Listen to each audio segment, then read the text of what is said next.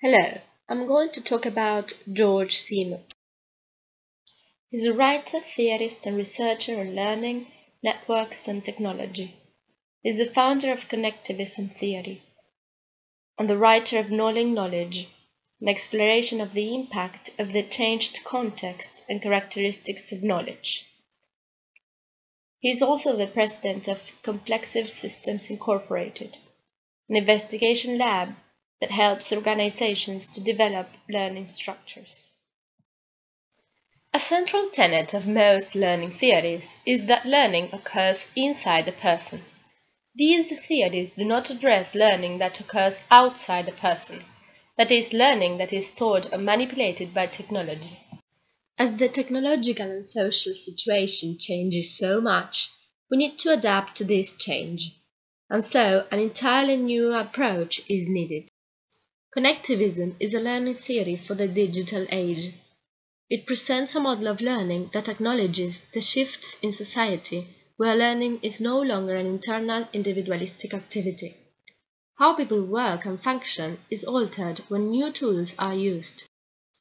The field of education has been slow to recognize both the impact of new learning tools and the environmental changes in what it means to learn.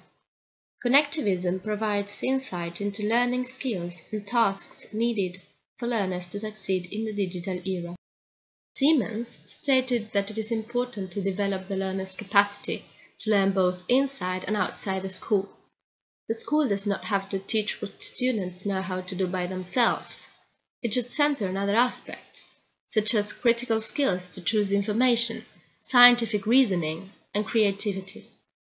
According to Siemens, in a networked world, learning is a forming process, and knowledge is the product. Networked learning consists of taking concepts and forming conceptual connections. So as we get a new idea, we connect it with what we already know, and that rounds our perspective and deepens our understanding. So, what are the principles of this theory? Learning is a process of connecting information sources. A learner can improve their own learning by plugging into an existing network. Learning may reside in non-human appliances. Learning can rest in a community, a network, or a database. Capacity to know more is more critical than what is currently known. Knowing where to find information is more important than knowing information. Nurturing and maintaining connections is needed to facilitate continual learning.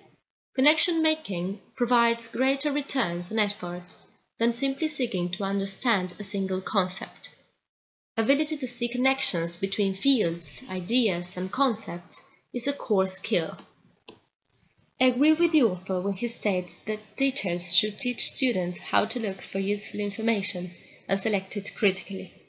This is important to the students because they will be able to do research on topics they want to know more about or the ones they do not understand completely. Another aspect of this theory that is worth pointing out is that teachers should encourage students to make connections between the different topics they know and the ones they are learning.